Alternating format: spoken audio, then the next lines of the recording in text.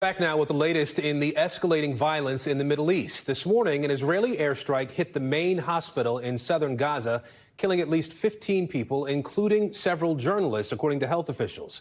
For more, let's bring in NBC News international correspondent Molly Hunter, who's in Jerusalem with the latest on this. So, Molly, let's start with the attack on that hospital, if we can. What can you tell us?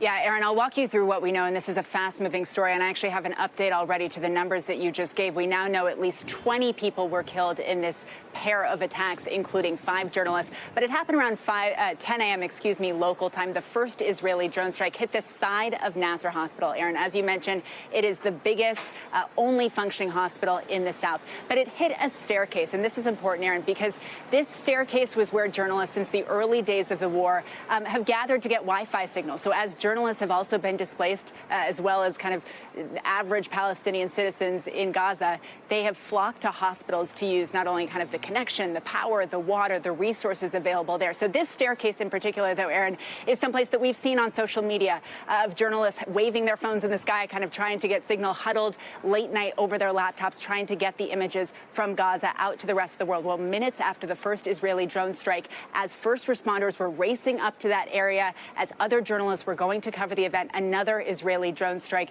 hit the exact same spot.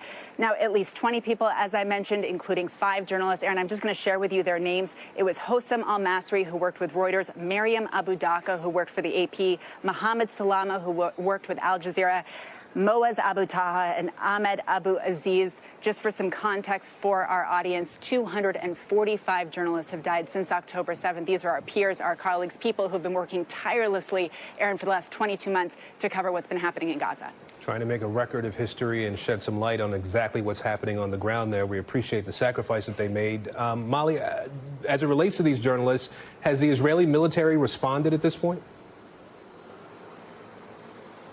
They have, a couple hours later, a very, very short statement, just a couple of lines. They have confirmed that there was an Israeli strike in the area of Nasser Hospital. They've also said that they have launched an immediate inquiry. You see that full statement up on your screen, and we will be pressing them for more answers.